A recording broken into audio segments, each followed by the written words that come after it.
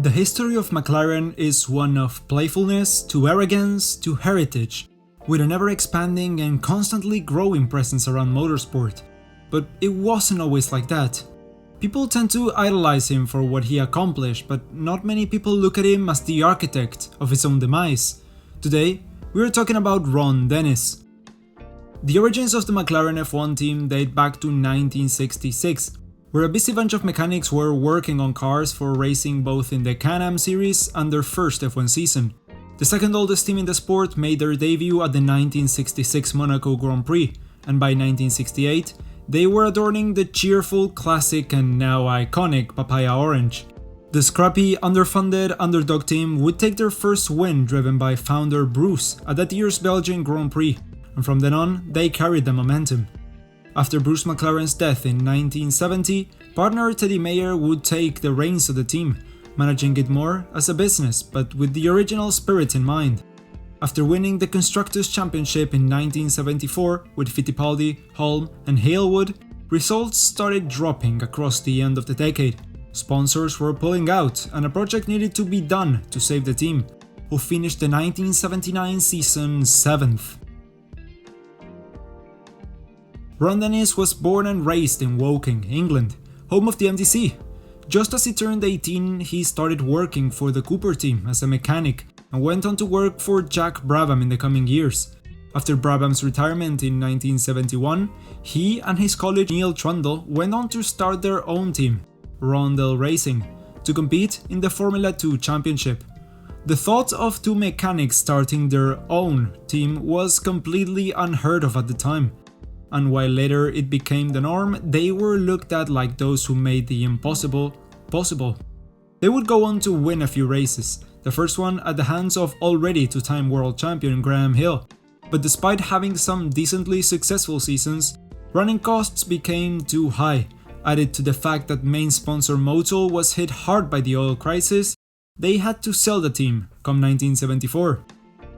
After some sleepless nights, the phone rang. It was a former co-worker from the Cooper days who was now one of the heads of sponsorship over at Philip Morris, and called Dennis with an offer to manage a Marlboro-backed F2 team for two talented and deep-pocketed drivers. After some hesitance, he said no, but after a big, fat check was put on the table, he just had to take the job. The Ortega Ecuador Marlboro team, of which I could only find information of in broken English and German, went racing under Dennis' management for the 1974 F2 season. Project 3 Racing came the year after, product of the big fat check we just talked about.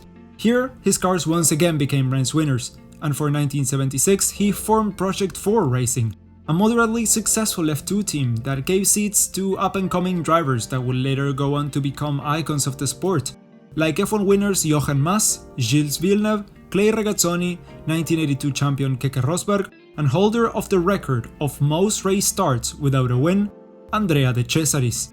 It was good enough to win championships in 1970 and 1980, with Philip Morris backing of course.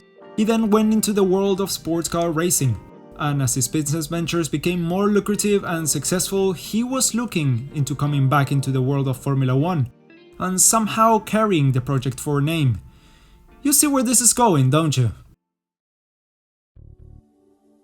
Under increasing pressure from main sponsor Philip Morris, the McLaren team agreed to let Ron Dennis take managing control over the operation, along with a 50% stake.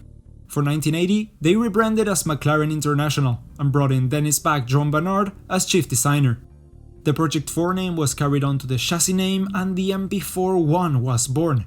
The first carbon fiber composite car along with Chapman's Lotus 88, a technology that would be adopted across the grid in the coming years and is still used to this day. After 2 years of Mayer and Dennis running the operation side by side, the former called a ladder into his office.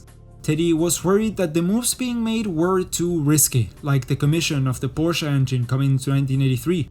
Dennis said, "Okay, I think one of us has to buy the other out. You determine the number and I will decide either to buy or sell." Teddy Mayer left a team he had helped build from scratch in 1982. That year they finished second with newcomer Niki Lauda. His cold attitude, extremely high standards, calculated moves and clinical appearance made the whole team move upwards confidently. Demise was seen as the architect of the McLaren resurgence. The Porsche project was completed for 1984. Along with the new MP4-2 chassis, it was just a gangbuster. The late 80s and early 90s would be marked forever as the biggest years of McLaren domination. The next 4 years would bring 2 championships and 2 runner-ups, while the strategic switch to Honda power in 1988 after they finished their deal with Williams was another amazing move. Not being able to find another engine supplier, Williams had to go with Judd engines. The team fell from 1st to 7th in the Constructors' Championship that year. Meanwhile, McLaren regained dominance to the series, winning every championship until 1991. With the loss of Honda engines come 93, Demise was left having to make do with Ford that season, and the year after, an equally promising and disappointing partnership with Peugeot failed to yield the expected results. Ron was tasked with finding a 4th engine partner in as many years. In October 94, he signed with Mercedes to supply them, and in 96 he approached Williams's and, to be honest, F1's star designer Adrian Newey to become technical director of McLaren. He was chief designer over at Williams and decided to leave the team because of management taking big decisions behind his back and refusing to integrate him more into the team under the role of technical director, the exact title he was being offered at McLaren. In 1998, they took both the drivers and constructors titles with Mika Hakkinen. Ferrari domination tainted the early 2000s, and in 2005 Renault narrowly beat them to the championship. That was the year Newey decided to jump ship to the new Red Bull project along with driver David Coulthard, who stated that in many ways you could say Demise ruled with a fear factor. The exact situation Newey left at Williams was repeating itself. Ron's ego was getting bigger than the team itself, and no liberties could be taken without previous approval. Now, at that time, I was a bit bored. After a young kid on his 2nd year of karting approached him repeatedly for an autograph and a chat, he decided he would personally sponsor his junior career, if, and only if, he did anything he told him to.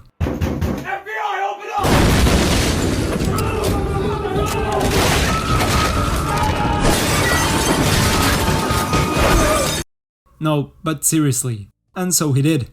Every year of his junior career since 2003, Hamilton won a title. With 6 karting championships on his back, it was only fair that after having won the F3 championship in his 2nd year challenging for it, he would move up to GP2, where he won on his rookie year, ahead of drivers like Nelson Piquet Jr., Timo Glock, Jose Maria Lopez and Mike Conway. Naturally, the next step was Formula 1. For the 2007 season, the lineup consisted of fresh double champion Alonso and rookie Hamilton.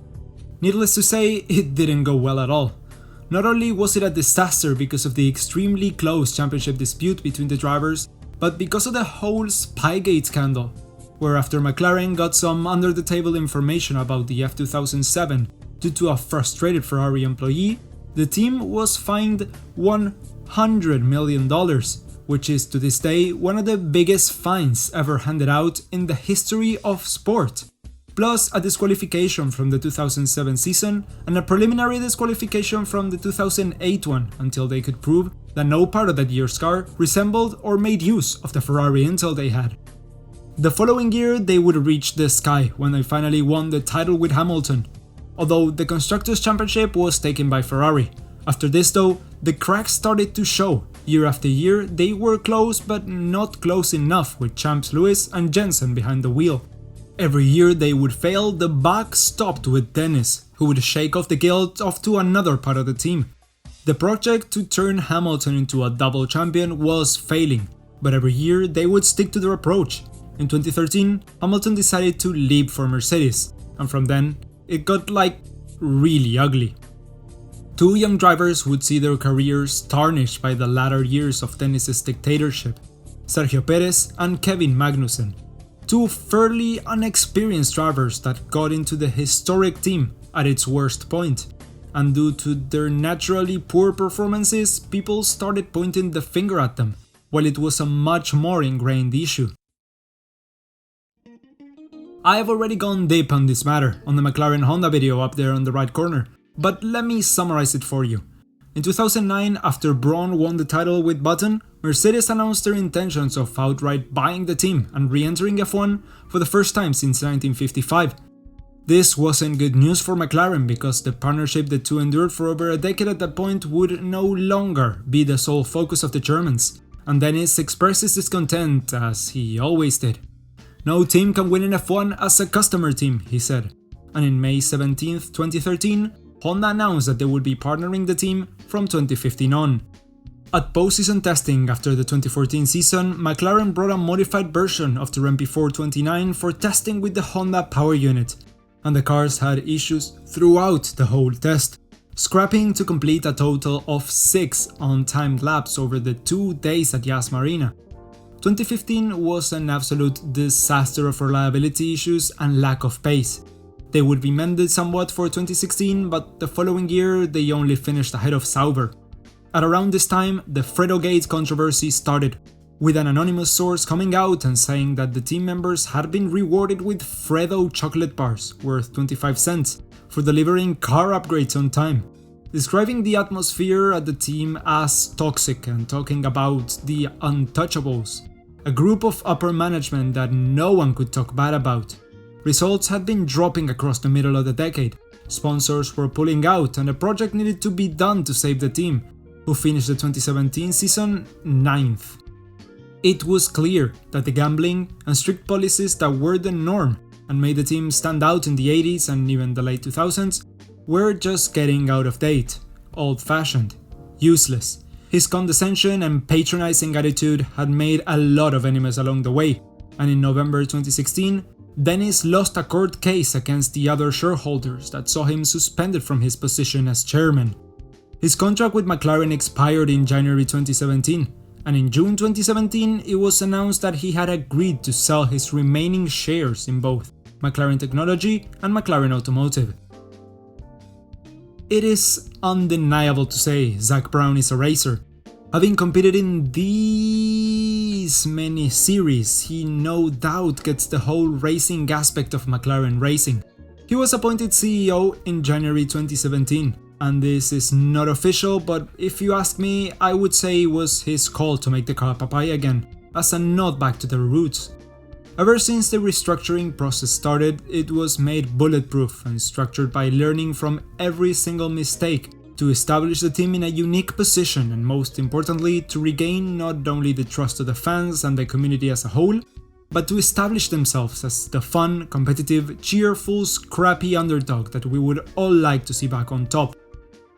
The first year didn't go well, but from then on we could clearly see that teamwork, a relaxed attitude, and not only the acceptance but the embrace of failure as a means to grow made the whole team move upwards confidently. He was the architect of the McLaren resurgence. They were pushed from 9th to 6th to 4th to 3rd in 4 years.